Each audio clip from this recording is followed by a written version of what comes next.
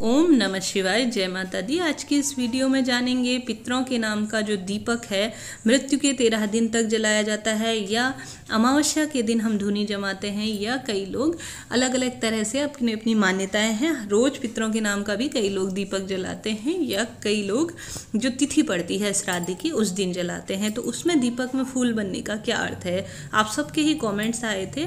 तो सबसे पहले आप कहेंगे कि आप इन चीज़ों को कैसे जानती हैं, आपके पास क्या प्रमाण है। सबसे पहले प्रमाण होना आवश्यक है किसी भी तथ्य के पीछे।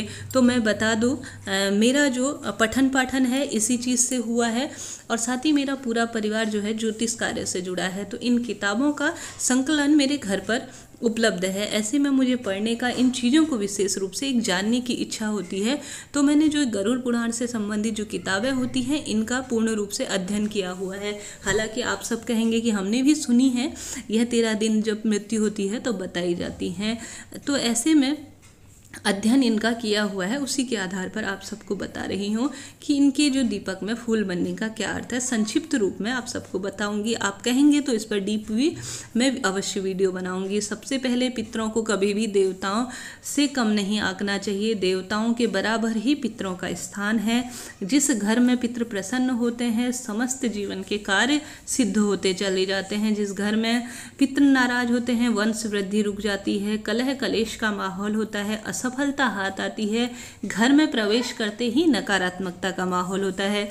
आप घर से बाहर हैं तो प्रसन्न हैं, घर में आते ही मन में बेचैनी सी उठती है। साथ ही पैसा जो है वह टिकता नहीं है। यह कुछ ही लक्षण है जो पितृदोष के हैं। काफ़ी वीडियो लंबा हो जाएगा। इसके पश्चात जो पितरों के दीपक के बारे में जानते हैं। पितरों का जो दीपक है दक्षिण दिशा की ओर मुख करके लगाया जाता है, और साथ ही पीपल के वृक्ष में जो है माना जाता है पितरों का निवास स्थान। इसके साथ ही लंबी बाती का हमेशा पितरों के नाम का दीपक लगाया जाता है।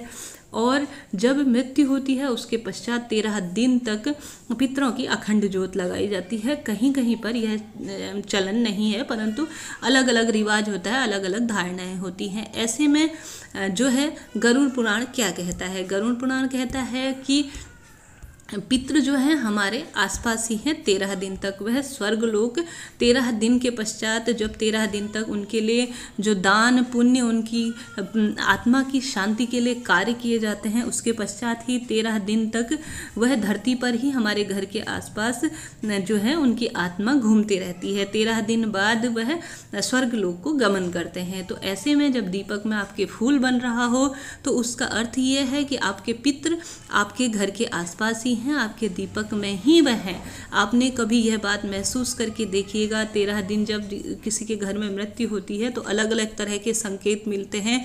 मुझे स्वयं इस बात का संकेत हुआ है। कभी हमें आप कहेंगे तो मैं ज़रूर इस पर वीडियो बनाऊंगी कि कैसा संकेत मिला था।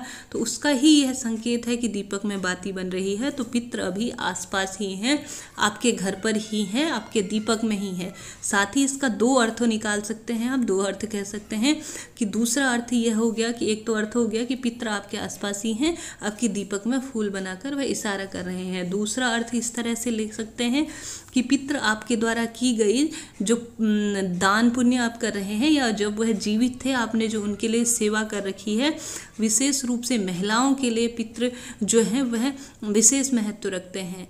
ऐसे ही नहीं महिला को दोनों कुलों के लिए माना जाता है। दोनों कुलों का, महिला 2 कुलों का उद्धार करती है, इसी तरह से नहीं कहा जाता। महिलाओं को अपने जब भी पूजा पाठ करते हैं, कोई कार्य करते हैं पितरों के नाम का, अपने पीहर पक्ष और ससुराल पक्ष का नाम अवश्य लेना चाहिए पितरों का।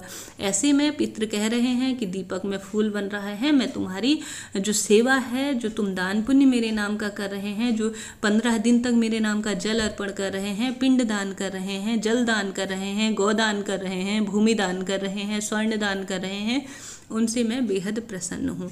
इसमें आपको विशेष रूप से कुछ बातों का ध्यान रखना चाहिए। आपकी जो क्षमता है उसके अनुसार इन चीज़ों का आपको दान अवश्य करना है।